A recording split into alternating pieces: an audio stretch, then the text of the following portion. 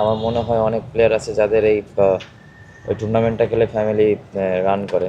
তো আসা প্লেয়ারের জন্য, এবং আপনি যদি দেখেন থার্ড ডিভিশন সেকেন্ড ডিভিশনের প্লেয়াররাও খেলতে পারেনি, যারা আমরা তো অনেক সময় ধরেন প্রিমিয়ার লিগের কিছু প্লেয়ার ফার্স্ট ক্লাস খেলি, আর ডোমেস্টিকের কিছু না কিছু টুর্নামেন্ট খেলি, যারা সেকেন্ড ডিভিশন থার্ড ডিভিশন যারা খেলতে পারছে না তাদের জন্য অবশ্যই এটা একটু কষ্টের বিষয়, কারণ তারা একটা টুর্নামেন্টই খেলে।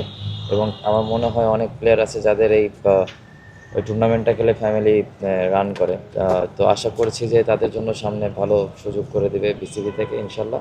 আর এই টুর্নামেন্টটা অবশ্যই আমাদের জন্য অনেক জরুরি ছিল, এবং যদি টুর্নামেন্ট না হয় সেক্ষেত্রে প্লেয়াররাও যেমন তাদের একটা অপরচুনিটি মিস হয়, এবং ভালো ভালো প্লেয়ারও উঠে আসে না।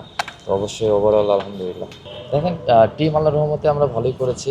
এখন কাগজে কলমে ভালো টিম, অনেক টিমই আছে ভালো, বাট আমরাও ভালো হয়েছে আমাদের টিমটা। বাট দিন শেষে মাঠে যে টিমটা ভালো পারফর্ম করবে সেই টিমটাই তাদের পরে রেজাল্টটা যাবে। তো আশা করব যে আমাদের যে টিম আছে ওয়েল ব্যালেন্সড আছে টিমটা।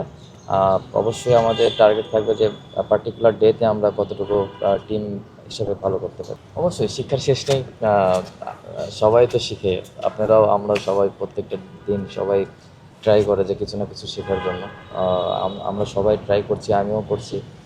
যেগুলো জায়গা আছে ঠিক করা বা ডেভেলপ করার জায়গা, যেসব এরিয়া আছে অবশ্যই সেসব জায়গাতে ফোকাস করছি, এবং ট্রাই করছি ডে বাই ডে যতটুকু ভালো করা যায়। না, প্রেশারের কিছু নাই।